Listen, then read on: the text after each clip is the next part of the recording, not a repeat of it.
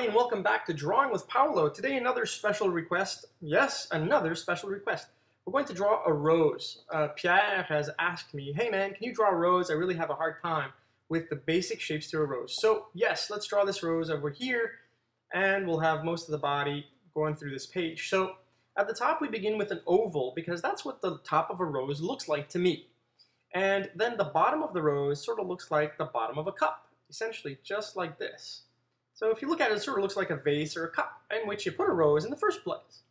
And then we're going to add petals at the bottom of this rose to give it more realistic look to it. So we're going to put two over here, and maybe one coming out of the right side here.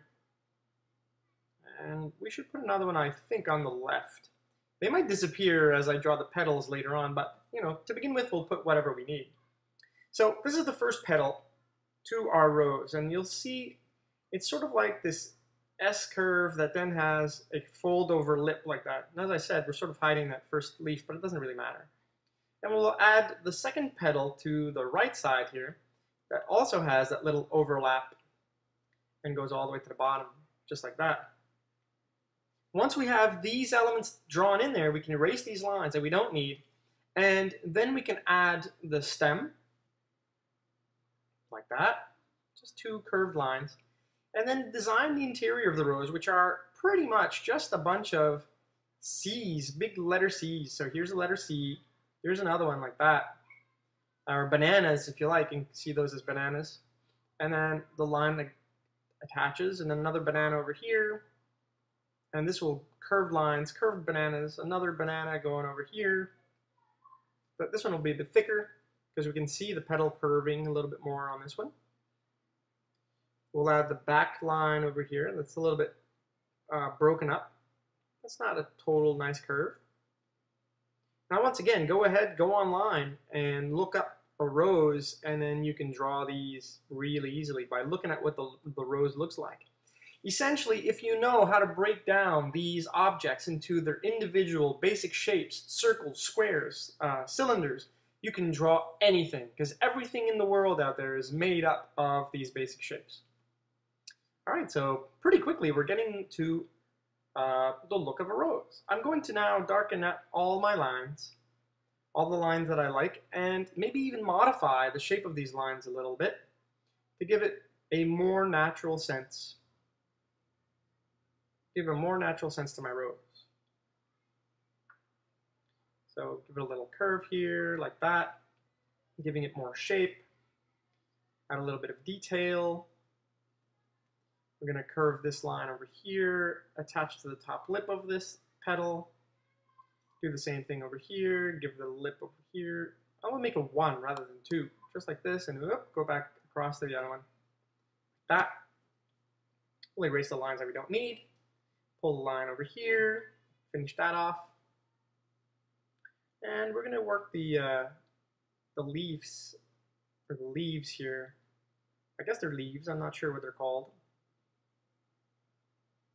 These sort of remind me of the octopus tentacles that we did a few weeks ago. A few weeks back we drew an octopus or a sea monster attacking a submarine, and these sort of look like that, but they're way more simpler to draw, big time.